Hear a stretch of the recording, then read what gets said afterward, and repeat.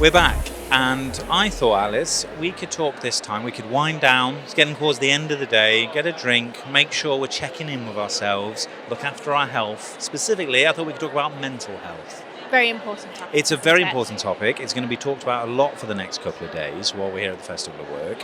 A lot of key talks on it already. I thought we could discuss it because we've got a lot of facts and figures on mental health. We do. We talked about stress earlier today. It's reoccurred in a couple of the topics we've had today. So I thought, let's take some time to look at the facts and figures behind stress, anxiety, mental health, and what businesses need to consider. Yeah, definitely. So we have a guide, which we launched a couple of months ago, and this is the mental health guide that will be available on our website if you're interested to take a further read.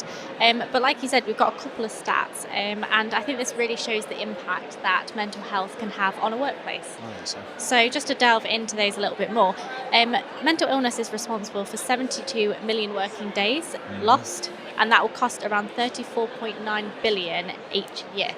It's a lot, isn't it? It's a lot of money. So if you think everyone suffers from mental health from time to time, it's not smooth sailing day to day, is it? Yeah. But it is costing businesses money. So ultimately, businesses, I think, need to have it on their radar about what they could be doing to not necessarily, firefight mental health, because it is going to be in the workplace, but it's to proactively encourage, I think, a healthier way to your well-being whilst in the workplace. We talk about it a lot, don't we? Like we talked a lot today about the human side of the world of work and making sure we're checking in with people, but I think these stats and figures really do highlight that this isn't just a personal issue. This is also a financial issue for businesses. If that's what's going to trigger the alarm bells for your business, you've got to consider it.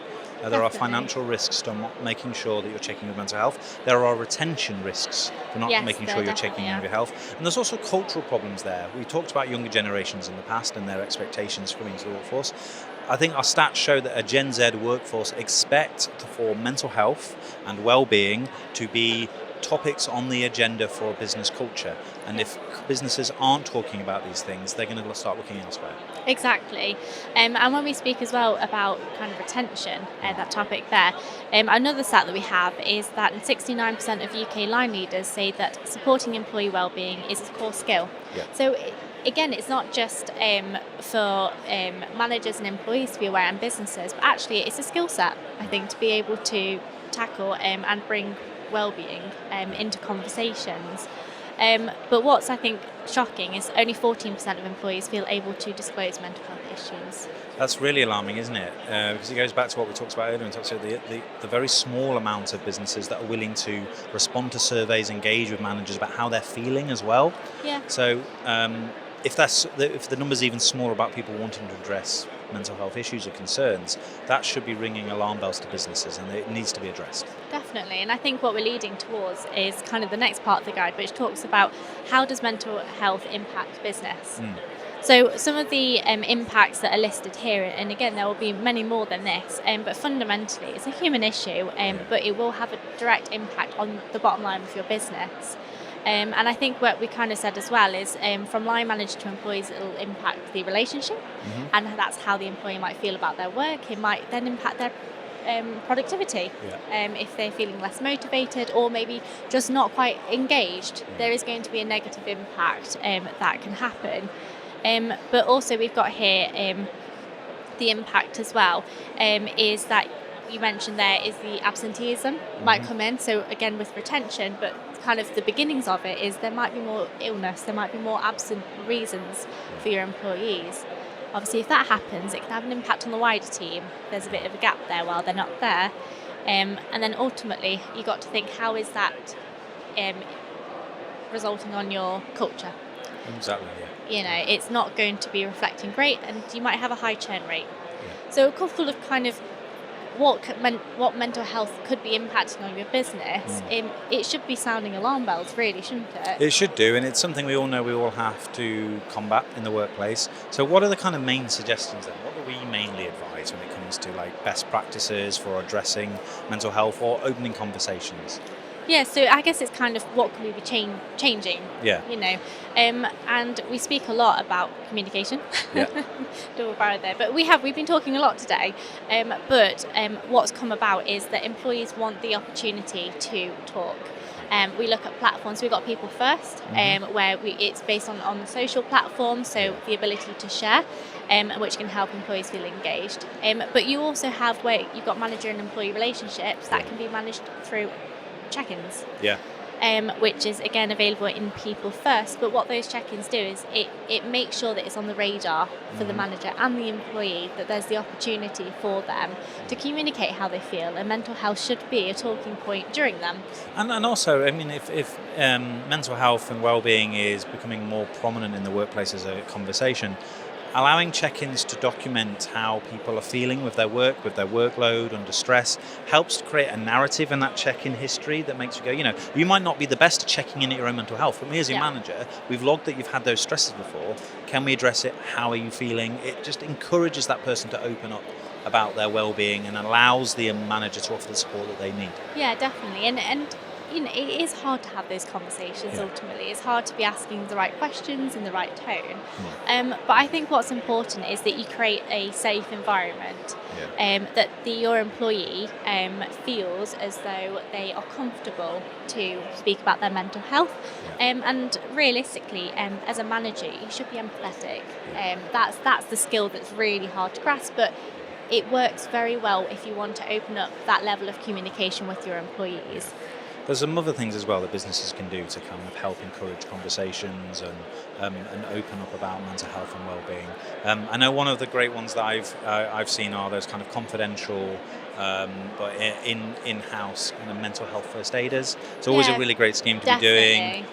Very these are people that aren't maybe connected to your team, that understand the business, that understand the world. You can talk to them confidentially, and it's just a way of making sure that you're heard without feeling like you're being judged from a managerial point of view, because I think a lot of people's hold-ups are going, well, I can't talk to my manager about how I'm feeling because maybe I'll be judged about how I'm dealing with my workload. And it's not about that. It's just about providing an opportunity to make sure you're checking in with yourself as well.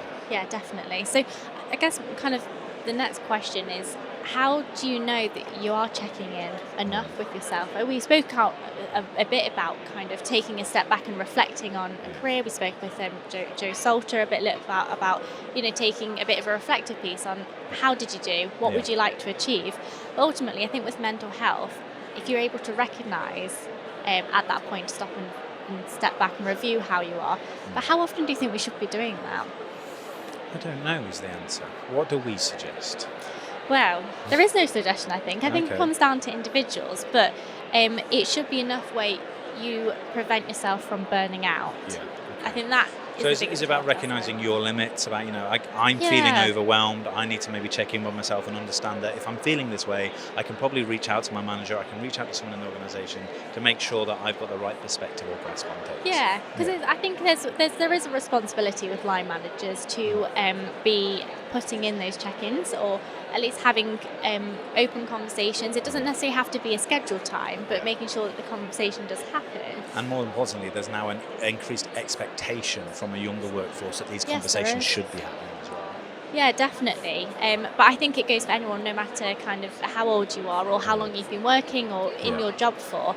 It's much healthier to take a moment for yourself and to say, are you able to deal with your workload? Are you able to work efficiently? Are you achieving what you ultimately would like to on a day-to-day? Because otherwise, you are heading for burnout, aren't you, really? Yeah, it's a slightly different topic, but I think it is related. Is one of the things that we've identified in our research previously is that one of the biggest contributors towards stress is financial well-being, and people feeling like they have their finances in control, and lack of that leads to probably the biggest factor of stress in the workforce.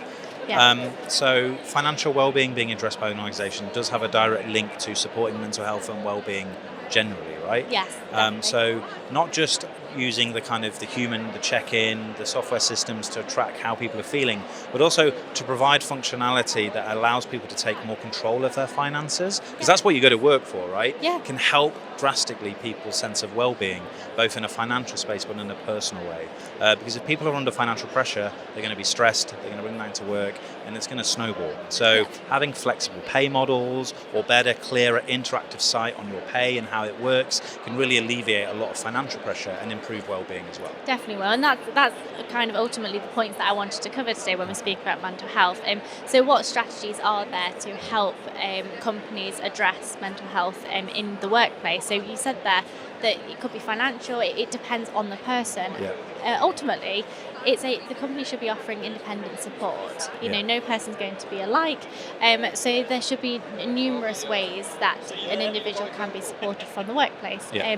But with that, you need to encourage openness and honesty, and that's all to do with your culture. So how are you building a positive culture where employees feel comfortable, they feel like they're in a safe environment? We mentioned in the environment you could have mental health first aiders. They're the people that, if they don't want to speak to your manager, that's more than fair enough, but they might want to speak to another individual who maybe has specific training and that they know how to handle a conversation.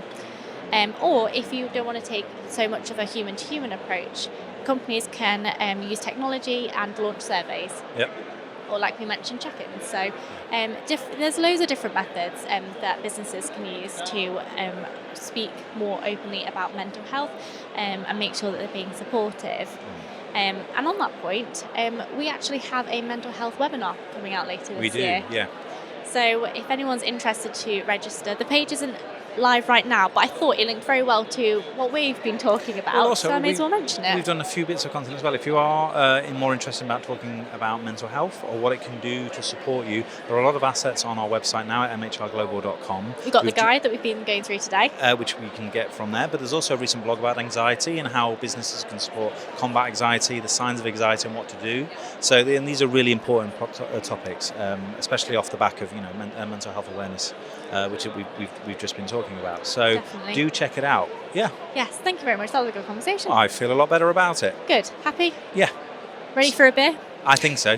We'll see you in a bit. See you in a bit. Bye.